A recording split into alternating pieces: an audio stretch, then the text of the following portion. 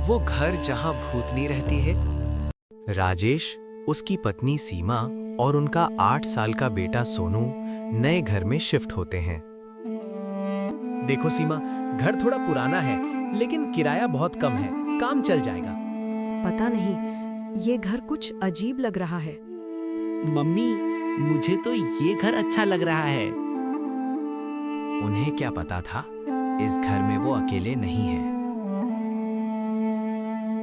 रात के 12 बजे पूरा घर शांत था।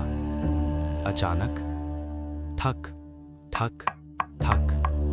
राजेश, ये आवाज कहाँ से आ रही है? शायद हवा होगी, सो जाओ। लेकिन आवाज रुक नहीं रही थी और अब वो किसी के चलने की आवाज बन चुकी थी।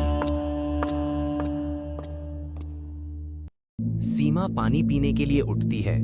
जैसे ही वो किचन में जाती है, वो देखती है एक औरत, लंबे बाल, लाल साड़ी, उल्टे पैर। सीमा चीखते हुए आ! लेकिन अगले ही पल वो गायब हो जाती है। राजेश, मैंने कल रात एक औरत देखी, वो इंसान नहीं थी।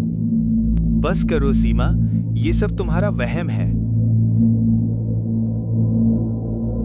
लेकिन उसी रात सोनू अचानक उठ जाता है। मम्मी, वो आंटी मुझे बुला रही हैं। राजेश गांव के एक बुजुर्ग से मिलता है। बेटा, उस घर में एक औरत रहती थी। उसका पति उसे मारता था। एक दिन उसने खुद को खत्म कर लिया। तब से उसकी आत्मा वहीं भटक रही है। क्या वो हमें नुकसान पहुंचाएगी? अगर उसे शांति नहीं मिली तो जरूर। उस रात घर में अजीब अजीब आवाजें आने लगती हैं, लाइट्स झिलमिलाने लगती हैं और फिर वो भूतनी सामने आ जाती है। ये घर मेरा है, यहाँ से चले जाओ। हम चले जाएंगे, बस हमारे बच्चे को छोड़ दो।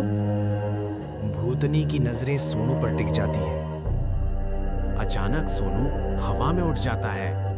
पापा, बचाओ, मुझे डर लग रहा है। नहीं, मेरे बेटे को छोड़ दो। भूतनी जोर से चिल्लाती है, मुझे इंसाफ चाहिए।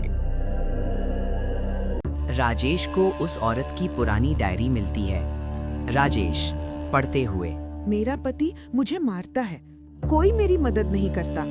अगर मैं मर गई तो मैं वापस आऊंगी। राजेश समझ जाता है, उसे शांति चाहिए, बदला नहीं। राजेश और सीमा पूजा करते हैं। हम तुम्हें न्याय दिलाएंगे, बस हमारे बच्चे को छोड़ दो।